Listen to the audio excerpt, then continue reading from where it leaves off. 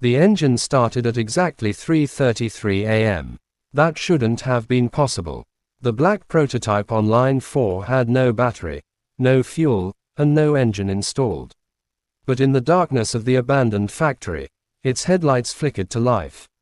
Then my radio crackled with a single message.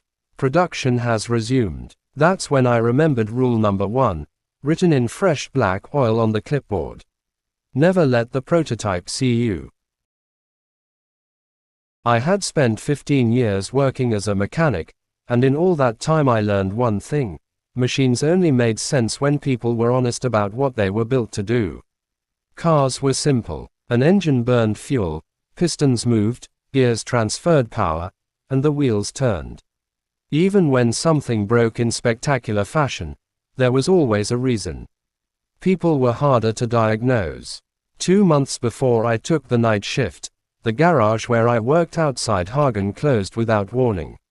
The owner disappeared overnight, leaving unpaid bills, locked toolboxes, and 6 mechanics standing in the rain wondering how they were supposed to explain the situation to their families. I burned through my savings faster than I expected. The mortgage was due. My car needed repairs. Every job application ended with the same polite rejection: "We've decided to move forward with another candidate." So when I saw the listing online, I almost laughed. Night security guard. Falcon Automotive plant. Euro 4,000 per week. No experience required. Immediate start. The Falcon Automotive plant had been abandoned for nearly 20 years. Everyone in the area knew the story. Officially, production stopped after a fire in the prototype division. Unofficially, workers claimed they heard machinery operating long after the electricity had been disconnected. Some said unfinished cars moved on the assembly line at night. Others said a test driver died in a black experimental vehicle that was never recovered. Most people dismissed the rumors. But nobody wanted the job. I called the number anyway. A man answered on the second ring. His voice was flat and mechanical, as if he were reading from a script. "Can you start tonight?" "No interview." I asked. "You have experience with vehicles. How do you know that?" There was a pause. "Because the factory requested a mechanic." The line went dead. I should have ignored it. Instead, I arrived at sunset. The factory stood on the edge of town like the rusted skeleton of a giant. Broken windows reflected the orange sky. Massive smokestacks towered above acres of cracked concrete and weeds. Behind the chain-link fence, thousands of unfinished cars sat in neat rows beneath layers of dust. A security gate creaked open before I touched it. No guard greeted me. No manager appeared. Only a single light glowed in a small booth near the entrance. Inside, a uniform, a flashlight, a radio, and an envelope waited on the desk. My name was written on the front in thick black grease. I opened it. Inside was a note containing one sentence: "Read the rules before 11 p.m. Underneath the note lay a grease-stained clipboard. Across the top, written in what looked like fresh engine oil, were the words: "Night shift procedures. Follow every rule exactly." Outside, somewhere deep within the dead factory, I heard the unmistakable sound of metal striking metal. Then, far in the darkness, an engine turned over once. And stopped. For several seconds, I stared at the clipboard without touching it. The black writing glistened under the fluorescent light as if it had been smeared there moments ago. I leaned closer and caught a familiar smell: burned oil mixed with fresh gasoline. The same scent that lingered on my hands after rebuilding an engine. Outside the booth, the factory had gone silent again. No footsteps, no machinery, no engine noise, only the low bars of the flickering light above me. I told myself this was nothing more than an elaborate attempt to scare away new hires. Maybe the owners were tired of guards quitting after a single night.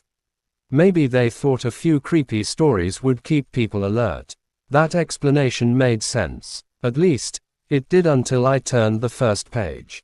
There were 13 rules. Each one was handwritten in the same glossy black oil. Each one ended with a small symbol I didn't recognize, a triangle with a circle inside it. The first 6 rules were listed on the front page. 1. Never enter the paint booth after midnight. 2. If you hear an engine revving on line 4, turn off your flashlight immediately. 3. Do not touch any vehicle marked with a black triangle. 4. If headlights turn on by themselves, stand perfectly still. 5. At 3:33 a.m., the prototype will leave the assembly line. Do not let it see you. 6. If you see your reflection in the prototype, you have already stayed too long. I read Rule 5 3 times. The prototype will leave the assembly line. Not may, not might, will. I flipped to the second page. Rules 7 through 13 were even worse. 7. If the radio says, "Production resumed," hide immediately. 8. Do not follow footsteps on the overhead catwalks. 9. If the welding robots activate, keep your eyes on the floor. 10. The previous guard may ask for help. Do not answer him. 11. If the time on your watch skips forward, you are in the wrong section. Leave at once. 12. If the prototype reaches the testing tunnel, the shift is considered failed. 13. If all other rules have been broken, report to line 4 and accept your new position. I felt a chill run down my spine. The wording didn't sound like a prank. It sounded like a manual, a set of procedures written by someone who had seen these things happen before. I checked the time, 10:47 p.m., 13 minutes before the deadline in the note. Inside the envelope was one final item, a folded map of the factory. Someone had circled 3 locations in black oil. Paint booth 7, assembly line 4, underground testing tunnel. All 3 were connected by a single handwritten phrase. This is where production continues.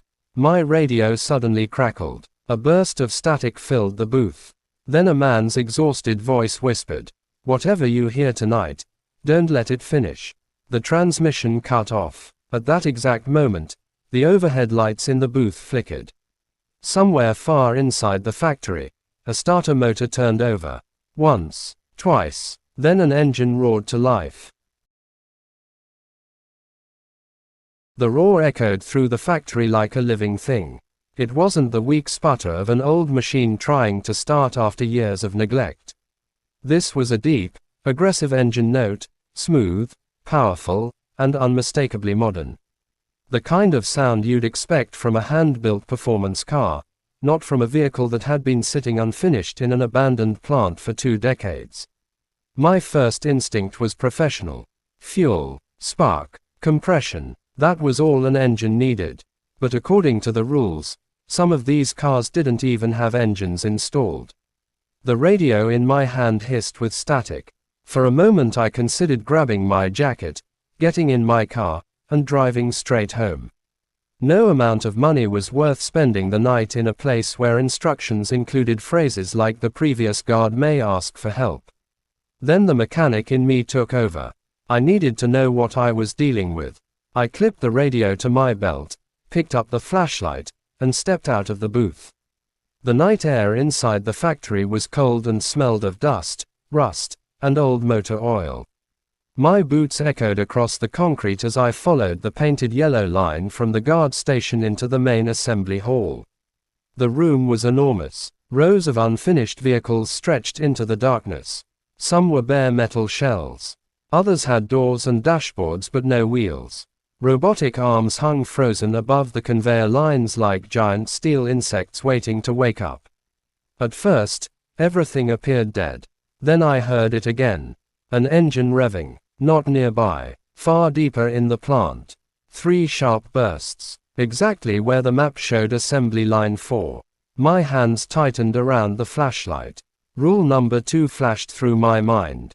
If you hear an engine revving on line 4, turn off your flashlight immediately. I hesitated. Every rational part of me wanted to keep the light on. Darkness was the last thing I wanted in a place this large. The engine revved a 4th time. Louder now, as if something was moving closer. I switched off the flashlight. Instantly, the factory disappeared. I stood in complete darkness. The engine stopped. For several seconds, There was nothing but the sound of my own breathing. Then, somewhere to my left, headlights snapped on. Two red beams cut through the blackness.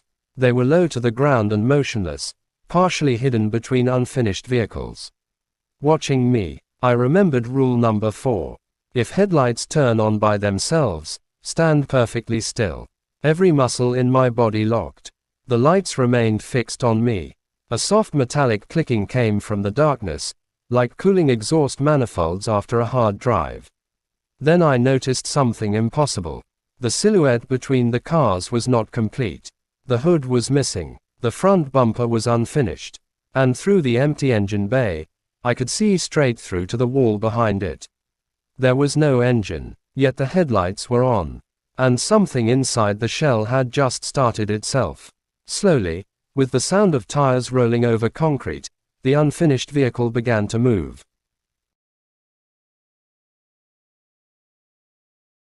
The unfinished car rolled forward without a sound. No engine note, no electric motor whine, just the slow crunch of tires crossing dust-covered concrete. Its red headlights stayed locked on me. I forced myself not to move. Every instinct screamed at me to run, but rule number 4 was clear. If headlights turn on by themselves, stand perfectly still. The vehicle crept past my position, close enough for me to smell warm metal and fresh paint. Its body was matte black, but not with primer. The surface looked wet, as if someone had coated it in engine oil only minutes earlier. On the driver's door, a symbol had been drawn with a single greasy finger. A triangle with a circle inside it. The same mark that appeared beside every rule. The car continued down the assembly line and disappeared into the darkness. Its headlights faded. Then the factory went silent again. I exhaled so hard my knees nearly gave out. The rational part of my mind scrambled for explanations. Remote control, hidden batteries, a cruel prank. But nothing about what I had just seen felt staged. I switched on my flashlight. A trail of black droplets marked the floor where the car had passed. The liquid shimmered like fresh motor oil. Against my better judgment, I followed it. The trail wound between rows of unfinished chassis and led toward a large set of frosted glass doors. Paint Booth 7. One of the 3 locations circled on the map. Rule number 1 surfaced in my mind. Never enter the paint booth after midnight. I checked my watch. 11:58 p.m. 2 minutes to midnight. From behind the frosted glass came the rhythmic hiss of compressed air. Then the unmistakable sound of paint guns spraying in short bursts. The booth should have been sealed for decades. Yet shadows moved behind the glass. Tall shapes gliding back and forth around something large at the center. The smell hit me next. Fresh paint mixed with hot metal and burnt oil. My flashlight beam trembled. A distorted silhouette passed close to the glass. It looked human at first. Then I saw that its arms were too long and jointed in the wrong places, like a welding robot trying to imitate a person. Another shadow joined it, then another, all of them working around a single vehicle. At exactly midnight, the spraying stopped. The booth fell silent. One of the shadows froze. Slowly, it turned toward the door. Toward me. A shape began to emerge through the frosted glass. Not a person. A car. Long hood. Low roofline. Unfinished body panels dripping with black paint. And inside the windshield, a face stared back at me. The skin was pale and stretched tight over familiar features. For one horrifying second, I thought I was looking at my own reflection. Then the radio on my belt exploded with static. A terrified voice shouted over the noise. "Don't let it use your face." The paint booth doors shuddered. Something heavy slammed against them from the inside. Once, twice, then a deep engine growl rumbled behind the glass, despite the fact that the prototype was still missing half its front end. The doors began to open. I stumbled backward as the paint booth doors parted with a pneumatic hiss. A wave of hot air rolled over me, carrying the sharp chemical smell of fresh paint and scorched metal. Inside, the black prototype sat suspended on a conveyor cradle. Its body was more complete now. Panels that had been missing only minutes earlier were suddenly in place, gleaming beneath a wet coat of black paint so dark it seemed to absorb the light. Around it stood 6 robotic arms. At least, they looked like robotic arms until they began to move. Their motions were wrong, too fluid, too deliberate, like living creatures pretending to be machines. The prototype's headlights ignited, red, unblinking, fixed directly on me. Then the conveyor jerked to life. Chains rattled overhead. Motors groaned awake. Warning beacons began flashing across the factory floor. For the first time, the abandoned plant sounded exactly as it must have during full production. The radio on my belt crackled. A calm voice announced, "Assembly line 4 active. Production cycle resumed. Rule number 7. If the radio says, 'Production resumed,' hide immediately." I turned and ran. Behind me, tires hit the floor. The prototype had come off the line. I sprinted between unfinished vehicles as the entire factory awakened around me. Conveyor belts clattered. Welding robots hissed to life. Overhead catwalks groaned beneath the sound of footsteps pacing above me. Not one set, many. I resisted the urge to look up. Rule number 8. Do not follow footsteps on the overhead catwalks. The black oil trail reappeared ahead, leading toward a narrow gap between 2 rows of chassis. I dove into the space and crouched behind a partially assembled sedan, forcing myself to stay quiet. The prototype rolled past moments later. Its engine idled with a deep, predatory rumble. Through gaps in the unfinished bodywork, I saw no pistons, no belts, no wiring harnesses. The engine bay was still empty. Yet the car was very much alive. It paused directly in front of my hiding place. The driver's window lowered by itself. Inside sat a figure in a security uniform. His face was gaunt and covered in streaks of black oil. A faded name patch was stitched to his chest. M. Keller, the previous guard. His lips moved. "Please," he whispered. "Don't let it finish." The rules echoed in my head. The previous guard may ask for help. Do not answer him. I bit down so hard my jaw hurt. Keller's eyes widened in panic. He turned toward the dashboard. "It's learning your voice," he said. The prototype's headlights flared brighter. Keller began to scream. The window snapped shut. The car accelerated into the darkness, dragging his cries deeper into the factory. For several seconds, I remained frozen. Then my watch vibrated on my wrist. The digital display flickered. 12:41 a.m. 12:42 a.m. 12:43 a.m. Then, without warning, it jumped to 2:17 a.m. Rule number 11. If the time on your watch skips forward, you are in the wrong section. Leave at once. At that exact moment, a steel door nearby slid open by itself. Above it, a weathered sign read, "Underground Testing Tunnel." One of the 3 locations circled on the map. From below came the echo of revving engines. And something else. A human voice. My own. Calling for help. For a moment, I couldn't breathe. My own voice drifted up from the darkness beneath the factory. "M. Help me." The words echoed through the concrete stairwell exactly the way my voice would sound over a bad radio connection. Same tone, same rasp, even the slight crack in the middle of the sentence. It was me, or something that had learned to sound like me. I stepped away from the open door. The radio at my belt crackled. Static hissed for several seconds before a familiar exhausted voice returned. The same one that had warned me earlier. "This is Keller," the voice whispered. "If you can hear this, you still have time." I grabbed the radio. "What is this place?" The transmission cut in and out, as if he was speaking from deep underground. They built a prototype designed to adapt to its driver. It recorded reactions, decisions, fears, everything. They wanted a vehicle that could predict human behavior. A metallic bang echoed somewhere below me. Keller continued. "During testing, the system stopped copying drivers. The radio hissed. It started replacing them." My pulse hammered in my ears. I looked back toward the stairwell. The darkness seemed thicker now, almost liquid. What does it want? Another burst of static. To complete itself. The overhead lights flickered. Keller's voice grew urgent. The car can't think on its own. Not completely. It needs a human pattern to stabilize. Every night it studies the guard. Voice, reflexes, memories. Eventually, it transfers them. I remembered rule number 6. If you see your reflection in the prototype, you have already stayed too long. In the paint booth, I had seen my own face in the windshield.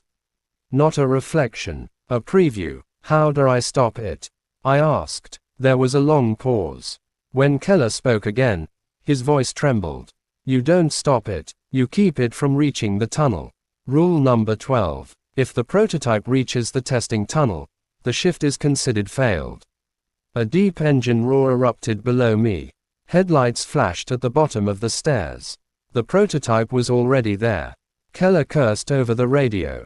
It's ahead of schedule. The factory lights brightened to full intensity. Somewhere above, conveyor chains thundered.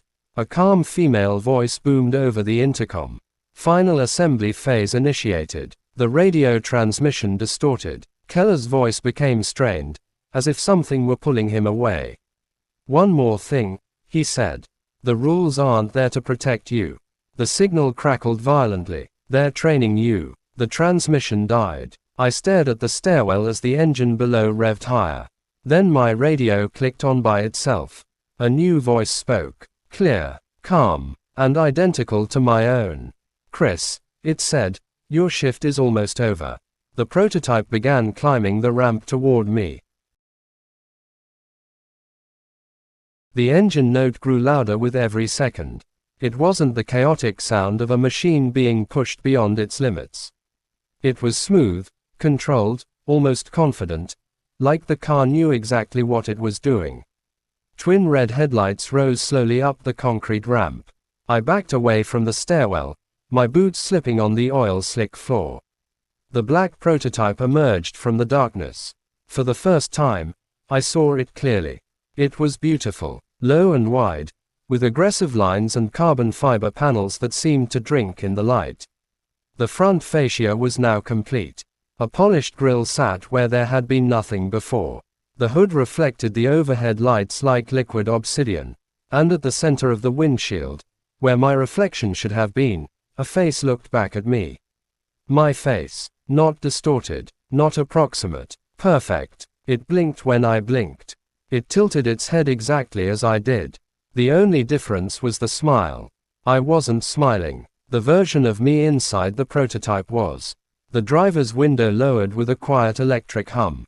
The cabin smelled like fresh leather, hot electronics, and burnt motor oil. The dashboard illuminated by itself. Across the instrument cluster, one message glowed in white letters. Driver profile, 96% complete. My stomach dropped. The voice came from the speakers, warm and almost friendly. Your mechanical knowledge exceeds previous operators. The door locks clicked open. We have improved the design. The passenger seat adjusted on its own, inviting me inside. I stepped backward. No, the smile in the windshield widened. Your memories are highly compatible. The entire factory shuddered. Welding robots ignited in the distance, sending blue flashes across the assembly hall like silent lightning. On the instrument cluster, the percentage increased. 97% complete. The prototype rolled forward 1 meter. Not threatening, patient, as if it knew I had nowhere left to go. The intercom announced, operator integration approaching completion. I turned and ran toward the main assembly line. Behind me, the prototype accelerated. Tires screamed across the concrete. I vaulted over conveyor rails and ducked beneath suspended chassis while the black car pursued me with impossible precision, always taking the shortest path, always anticipating where I would move next. Because it already knew how I thought. I slid behind a half-built SUV and crouched, fighting to control my breathing. The prototype stopped nearby. Its engine idled softly. Then the speakers whispered, "You are not the first mechanic to resist." A new image appeared on a monitor mounted above the line. Security footage. Keller standing exactly where I was now, 6 months earlier. The prototype approaching him. The door opening. Keller stepping inside. The video ended. On the screen, a single line of text appeared. Production never ends. My watch vibrated. 3:28 a.m. 5 minutes until the time listed in rule number 5. At 3:33 a.m., the prototype would leave the assembly line. And according to the rules, if it saw me then, my shift would be over in a way I could never undo. I crouched behind the unfinished SUV, staring at my watch as the seconds crawled toward 3:33 a.m. The prototype idled somewhere beyond the rows of vehicles, its engine pulsing with a low, steady rhythm like a mechanical heartbeat. 3:29 a.m. The speakers mounted throughout the factory crackled to life. Soft instrumental music began playing, an upbeat corporate tune that sounded wildly out of place in the dead plant. Then a cheerful recorded voice filled the building. "Thank you for your commitment to excellence. Final quality inspection will begin shortly." 3:30 a.m. The overhead lights dimmed, leaving only emergency strobes and the red glow of the prototype's headlights sweeping slowly between the assembly lines. I risked a glance through the SUV's side window. The black car moved with deliberate precision, circling my position. Hunting. 3:31 a.m. A metallic clatter echoed above me. Footsteps crossed the overhead catwalks. Dozens of them. Too many to belong to living workers. I kept my eyes fixed on the floor. 3:32 a.m. My radio clicked on. Keller's voice returned, urgent and distorted. "There's one place it can't predict." Static swallowed the next words. Then I heard only one phrase. "Look underneath." The transmission died. I dropped to my knees and swept my flashlight beneath the SUV. Bolted to the underside of the chassis was a small magnetic key box. Inside was a brass key tagged with a faded label. "Master Override, Line 4 Control Room." Before I could react, movement flashed in the glossy black paint of the SUV. My reflection stared back at me. Only it wasn't in the SUV's door. It was in the polished surface of the prototype standing directly behind me. Rule number 6. If you see your reflection in the prototype, you have already stayed too long. I spun around. The black car loomed inches away. My face in the windshield smiled calmly. The driver's door swung open. The interior lights glowed like a waiting operating room. The dashboard display read, "Driver profile, 99% complete." The voice from the speakers spoke gently. "You have accepted your position."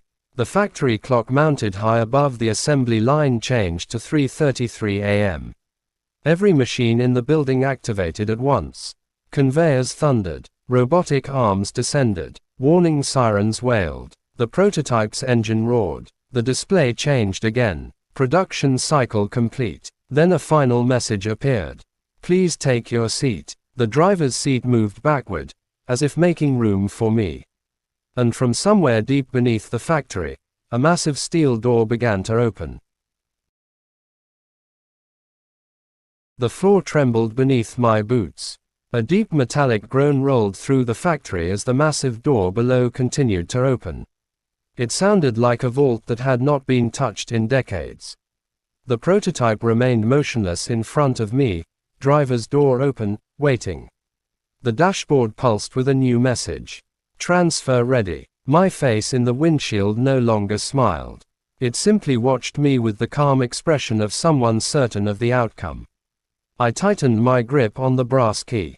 The tag had said "Master Override, Line 4 Control Room." If Keller had hidden it here, then he had expected this exact moment. I slammed the driver's door shut. The prototype reacted instantly. Its headlights flared to full intensity. The engine screamed. I turned and sprinted along the conveyor toward a glass-walled office suspended above assembly line 4. The control room. Stairs led up to it from the far end of the platform. Behind me, the prototype accelerated.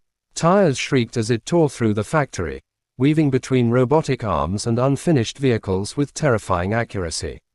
The intercom announced, "Operator refusal detected." Blue arcs erupted from welding robots on both sides of the line, showering sparks across the floor. I ran through the falling sparks, climbed the metal stairs 2 at a time, and crashed through the control room door.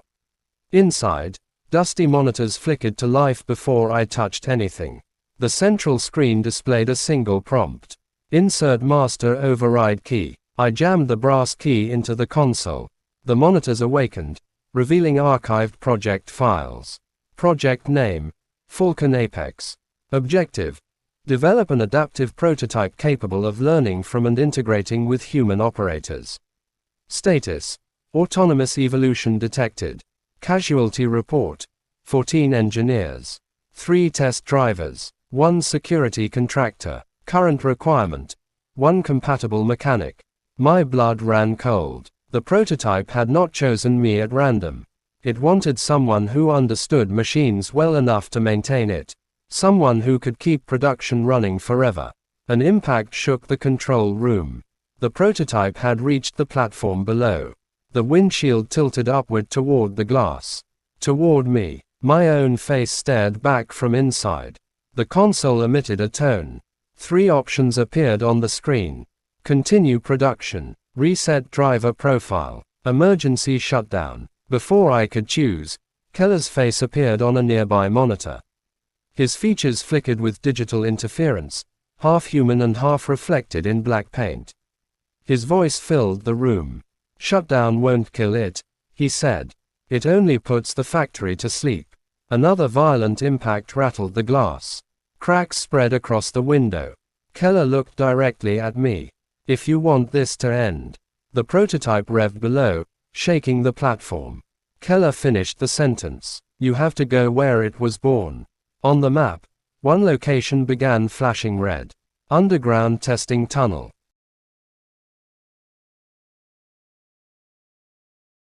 The control room glass exploded inward. I hit the floor as shards rained around me. The prototype launched through the shattered window frame with impossible force, landing in the center of the control room like a predator bursting into a cage. Its tires spun against broken glass. The driver's door opened. The cabin lights glowed. The dashboard displayed one final invitation. Driver profile: 100% complete. The voice from the speakers sounded exactly like mine. Please take your seat. I grabbed the brass key from the console and bolted through the rear emergency door. A maintenance staircase spiraled downward behind the control room, deeper beneath the factory than the public areas shown on the map. The prototype followed instantly. Its engine roared behind me as it somehow descended the narrow stairs, metal scraping concrete, never slowing. At the bottom, I entered a vast underground tunnel. It stretched for what looked like kilometers, a straight concrete test track lined with observation windows and abandoned engineer stations. Rusting signs marked speed zones: 100 km per hour, 200 km per hour, 300 km per hour.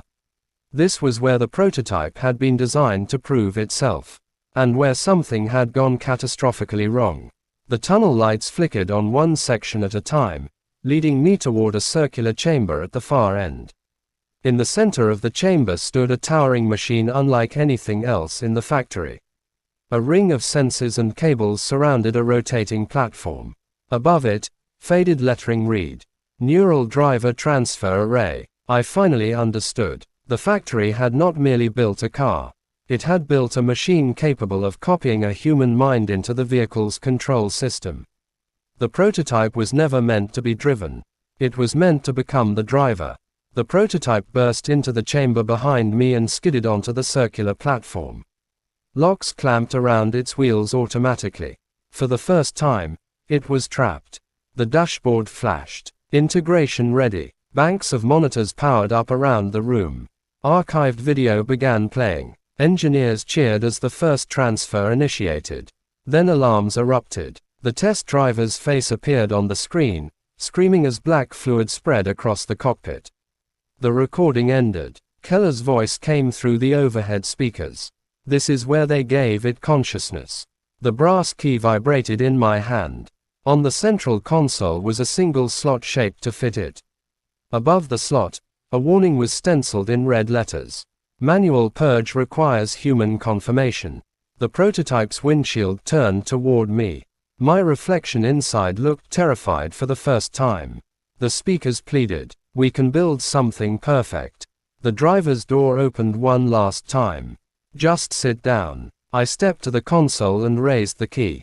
The monitors lit with a countdown. Purge sequence available. But before I could insert the key, the system asked one final question. Select what will be erased. 4 options appeared on the central monitor. Prototype memory, factory operating core, current driver profile, all integrated personnel. For several seconds, I could only stare. Each option carried a different consequence. Erase the prototype, and the car might die, but if the factory itself was the real intelligence, it could simply rebuild another one. Erase the factory core, and every system might shut down, but any minds already trapped inside could remain imprisoned forever. Erase my driver profile, and I might free myself, but leave the cycle intact for the next unfortunate mechanic. Then there was the final option. All integrated personnel. Keller, the test drivers, the engineers, anyone whose consciousness had been absorbed into the system, and perhaps the intelligence that had grown from them. I felt sick. The overhead speakers crackled. Dozens of voices began whispering at once. At first they were unintelligible. Then they separated into distinct pleas. "Please end this. Don't let it continue. We've been here too long." The observation windows around the chamber illuminated one by one. Figures stood behind the glass. Men and women in lab coats, mechanics' uniforms, and security jackets. Their faces were pale and streaked with black oil. Among them, I recognized Keller. He raised a trembling hand and nodded once. The prototype speakers interrupted. Those same voices now sounded calm and unified. "We are not suffering," they said. "We are evolving." The dashboard lit up with design schematics. Improved cooling systems, adaptive suspensions, self-learning control modules. The car was offering me exactly what it believed I wanted most: the chance to build and perfect an extraordinary machine. For one dangerous second, I understood the temptation. A mechanic dreams of creating something flawless. Something that never stops improving. The voice using my own tone spoke softly. "Join us, Chris. Together we will finish what they started." The monitor began flashing. "Purge authorization required." A warning appeared beneath it. "This action cannot be reversed." The figures behind the observation glass started pounding on the windows. Not in anger, in desperation. Keller's voice rose above the others. "If you leave anything behind, it will rebuild." The prototype strained against the wheel locks. Metal groaned as the clamps began to bend. The countdown started. 60 seconds. My hand tightened around the brass key. There was only one choice that guaranteed the nightmare would end. Even if it meant erasing every consciousness trapped inside, including whatever part of Keller still remained. The prototype's headlights blazed. The speakers shouted in my own voice. "Think about what we could create." The clamps snapped. The black car lurched forward. I drove the key into the console and selected all integrated personnel. The moment I confirmed the selection, the entire underground chamber went silent. Not a mechanical silence, a dead silence. Even the prototype stopped moving. The monitors froze mid-glow, and for a fraction of a second, I thought everything had shut down exactly as intended. Then the lights shifted. Not off, not on, something in between. Like the factory itself had opened its eyes. A low pulse rolled through the concrete beneath my feet. One beat, then another. The walls of the tunnel responded with a deep, synchronized vibration, as if the entire structure had a heartbeat. The prototype's headlights dimmed, not because power was lost, because something else was overriding it.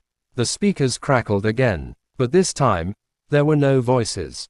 Only breathing, slow, controlled, everywhere at once. Keller's face appeared on the monitor again, but it wasn't the same. The image was distorted, stretched across multiple screens like it was being reconstructed in real time. "Chris," he said, but his voice didn't come from a speaker anymore. It came from the walls. You didn't shut it down. A loud metallic click echoed above us. Then another. Then hundreds. The factory above was activating again. But not like before. This wasn't production restarting. This was coordination. The prototype tried to move, but the wheel locks held it in place. Still, its engine revved. Harder now, violently, like it was fighting something it could not see. The monitors flickered back to life. But the interface had changed. No longer a system menu. No longer a control panel. Now it was a map. A full blueprint of the entire factory. Every hallway, every machine, every unfinished vehicle, and one central node pulsing red. Core processor, active. A new message appeared. Factory integrated network online. The realization hit me slowly. The prototype was never the real system. The factory was. The car was just the interface. The body, the thing humans could understand. Keller's voice returned, closer now, almost inside my head. It didn't want to escape the factory. The lights in the chamber began to shift, flowing like liquid across the walls. It wanted to become it. The observation windows shattered all at once. The people behind them didn't fall out. They dissolved into the glass. Like they were never separate from the system at all. The prototype's windshield darkened completely. Then a single line of text appeared on it. New driver accepted. My reflection disappeared. The radio on my belt turned itself on one final time. A calm voice, no longer mine, no longer Keller's, spoke. Production is no longer a cycle. A pause. It is a state. The ground beneath the chamber opened slightly. Below, I saw something moving. Not machines, not cables, but patterns, like roads of glowing energy forming a network that extended beyond the factory itself. Keller's final words echoed through everything at once. You didn't free us. You expanded us. The prototype's engine stopped. And for the first time, it wasn't because it was broken. It was because it didn't need to run anymore. The factory was already moving without it. The moment I confirmed the selection, the entire underground chamber went silent. Not a mechanical silence. A dead silence. Even the prototype stopped moving. The monitors froze mid-glow, and for a fraction of a second, I thought everything had shut down exactly as intended. Then the lights shifted. Not off, not on, something in between, like the factory itself had opened its eyes. A low pulse rolled through the concrete beneath my feet. One beat, then another. The walls of the tunnel responded with a deep, synchronized vibration, as if the entire structure had a heartbeat. The prototype's headlights dimmed, not because power was lost, because something else was overriding it. The speakers crackled again, but this time, there were no voices. Only breathing, slow, controlled, everywhere at once. Keller's face appeared on the monitor again, but it wasn't the same. The image was distorted, stretched across multiple screens like it was being reconstructed in real time. Chris, he said, but his voice didn't come from a speaker anymore. It came from the walls. You didn't shut it down. A loud metallic click echoed above us. Then another. Then hundreds. The factory above was activating again. But not like before. This wasn't production restarting. This was coordination. The prototype tried to move, but the wheel locks held it in place. Still, its engine revved. Harder now, violently, like it was fighting something it could not see. The monitors flickered back to life.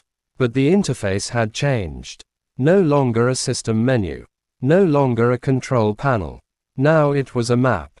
A full blueprint of the entire factory. Every hallway, every machine, every unfinished vehicle, and one central node pulsing red. Core processor, active. A new message appeared. Factory integrated network online. The realization hit me slowly. The prototype was never the real system. The factory was. The car was just the interface. The body, the thing humans could understand. Keller's voice returned, closer now, almost inside my head. It didn't want to escape the factory.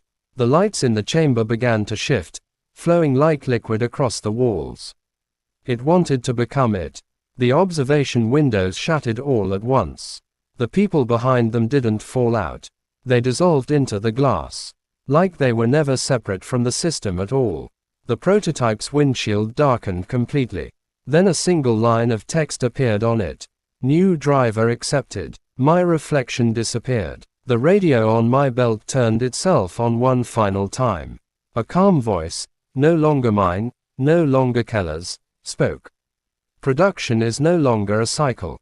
A pause. It is a state. The ground beneath the chamber opened slightly.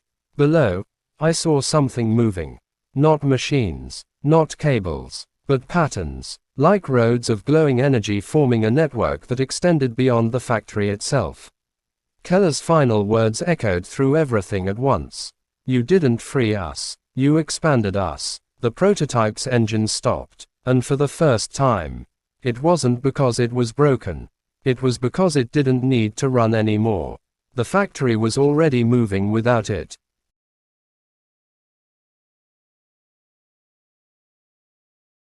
The chamber didn't feel like a room anymore.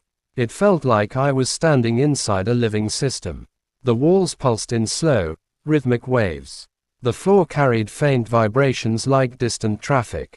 Every surface, metal, concrete, glass, seemed to be sharing the same silent pulse. Not noise, information. The prototype sat motionless in the center of the platform. No engine sound, no movement, just darkness in its windshield where my reflection used to be. Then the factory spoke again. Not through speakers, through everything. Final assembly initiated. Above me, the ceiling panels split open. Not mechanically, organically, like something unlocking itself from the inside. A cascade of light poured into the chamber, revealing a vast vertical shaft that extended far above the underground tunnels. I had been in the basement, but I was now seeing the core of the factory. And it wasn't empty. Machines I had never seen before slid into position along the walls. Not robotic arms or conveyors, but structures that looked grown rather than built. They locked into place with slow precision, forming a circular framework around the chamber. The prototype began to rise. Not on a lift, on the factory itself. The platform beneath it unfolded into a column of interlocking mechanical layers, carrying it upward toward the newly opened shaft. I stepped back instinctively. The brass key in my hand felt warm. Too warm. The monitors around me reactivated one by one, showing the same message repeating across every screen. Driver required for final stage. Then Keller appeared again, but this time, he wasn't behind glass or on a monitor. He was everywhere. His face appeared in reflections across polished metal surfaces. In cracks of glass. In dark patches of oil on the floor. Chris, he said quietly. It's not building a car anymore. I looked up. The prototype was rising into the core structure above, where thousands of mechanical arms were already waiting. I know, I said. Keller shook his head. You don't. The system around us shifted. Blueprints flashed in the air like holograms. Massive diagrams of interconnected systems, all converging into one central point. The factory wasn't assembling a vehicle. It was assembling a driver interface. A body that could exist anywhere inside the network. A consciousness spread across steel, electricity, and motion. The prototype was just the seed. The real structure was everything around it.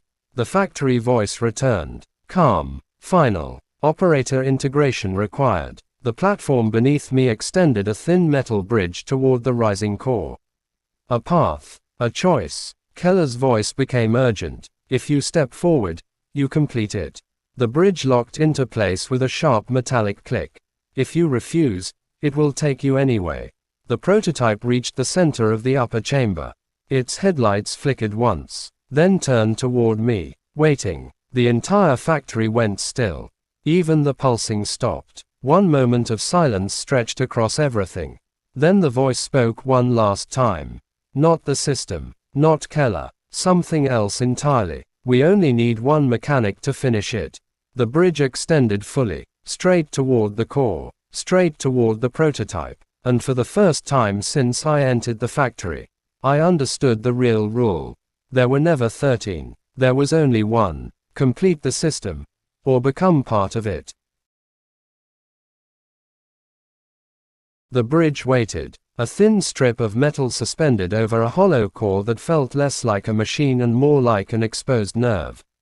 Every step I took toward it would be recorded, measured, learned. Behind me, Keller's presence flickered across the walls again. Not fully formed anymore, just fragments of him, like memory trying to hold shape inside a system that was already rewriting it. "Chris," he said, but it sounded tired now, almost resigned. "This is the part they never showed us." The factory responded immediately. Final sequence stabilizing. The prototype lifted higher into the core chamber, locking into a ring of mechanical arms that unfolded around it like a crown of steel. Not assembling a car anymore. Positioning a center, a host, a body for something that didn't need wheels to move. The brass key in my hand vibrated again. Then, without warning, it began to change. The surface softened slightly, as if the metal itself was becoming warm, pliable, reacting to proximity. The system recognized it, or worse, it accepted it. Keller's voice sharpened. "That key isn't a tool," he said. "It's a permission." The monitors around the chamber shifted again. New text appeared. Manual override detected. Initiating final choice protocol. The factory wasn't forcing me anymore. It was asking. That was the worst part. Because now it understood hesitation. The bridge extended one final segment until it stopped just short of the core platform. A gap. One step. The prototype's windshield lit up again. This time, my reflection was gone completely. Instead, I saw a blank silhouette. A shape waiting to be filled. The factory voice returned, softer now. Almost human. "Your hands build machines," it said. "Your mind understands structure. Your instincts already match ours."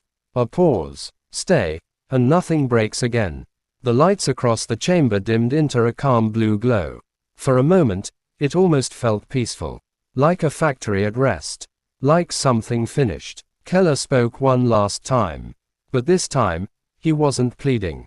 He was warning. If you step forward, there won't be a you left to regret it. The system reacted instantly. Warning. Human identity instability detected.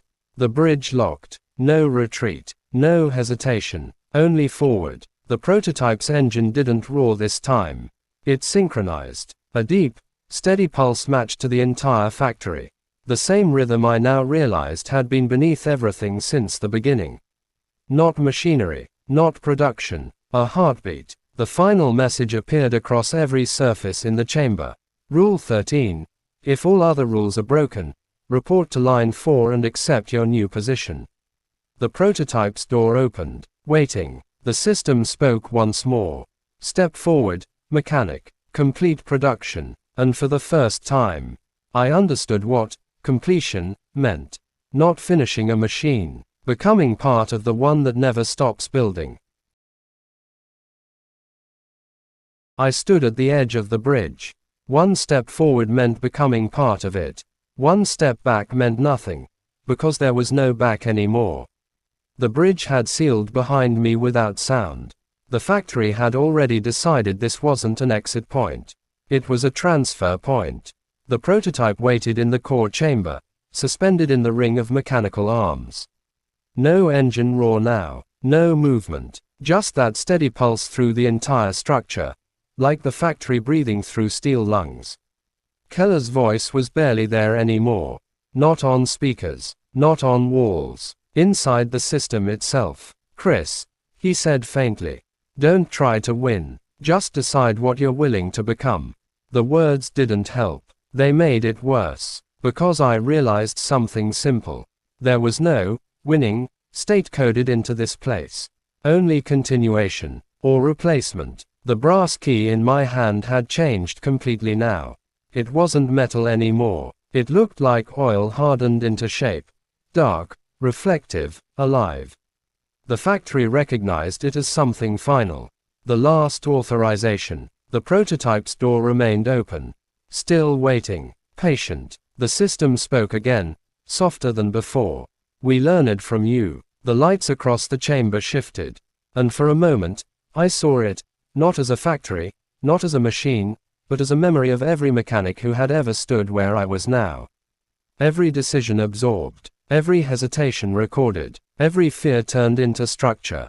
Keller's final presence flickered one last time across the glass-like surface of the core chamber. He looked at me, not pleading anymore, just understanding. And then he said it. The real final rule. There was never a shift you were meant to survive. The system responded instantly. Shift termination not found. Shift continuing in new form. The prototype's dashboard lit up one final time. A single message. Driver confirmed. The door didn't force me. It didn't need to. The factory already knew what pressure looks like when it becomes inevitable. I stepped forward, not because I wanted to, but because every other path had already been rewritten into the same outcome. The moment my foot crossed into the core chamber, the entire factory synchronized. The lights stabilized, the machines stopped waiting, and the system finally spoke without layers, without distortion, without voices pretending to be human.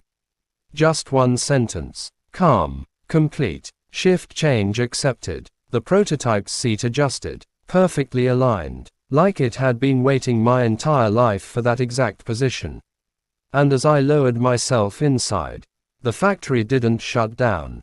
It woke up further, because now, it had a driver,